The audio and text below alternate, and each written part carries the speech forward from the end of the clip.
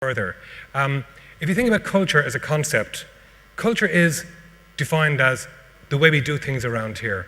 Well, in Selfridges, the culture could be defined in many, many ways. But one way, somebody asked me recently to define what has made Selfridges so successful.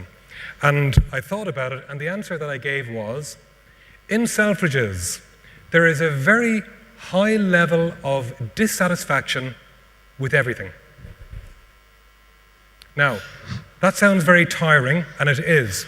But because that culture pertains throughout the organization, everybody is trying to improve. Do it better, do it better, do it differently, do it better. So when I look, and I've already made the point about sameness in your industry, and I will also add to that the risk of complacency, Rene. What drives this culture of dissatisfaction? How can you one day say, we're no longer going to be complacent, we're now going to be focused on getting things not just right, but the best, forever? How do you drive that?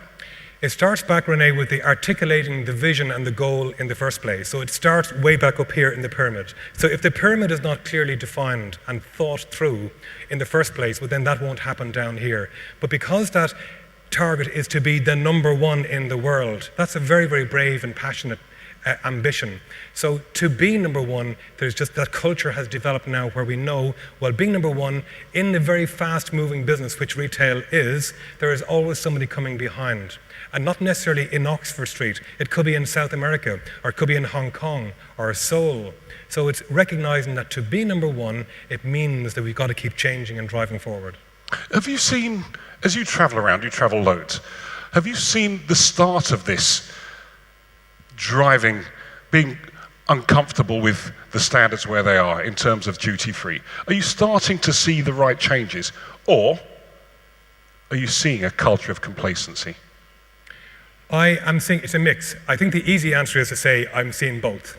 But if I was to really be challenging and risk getting a bottle thrown over my head later on, I would say there's a lot of complacency, Rene. And I think that's where the opportunity, that is not to have a go at you particularly, it's meant to challenge you to just stand back and look again. Just take another look. Alan's been really honest with us, shared his really forthright views. Please give him a fantastic round of applause. Thank you.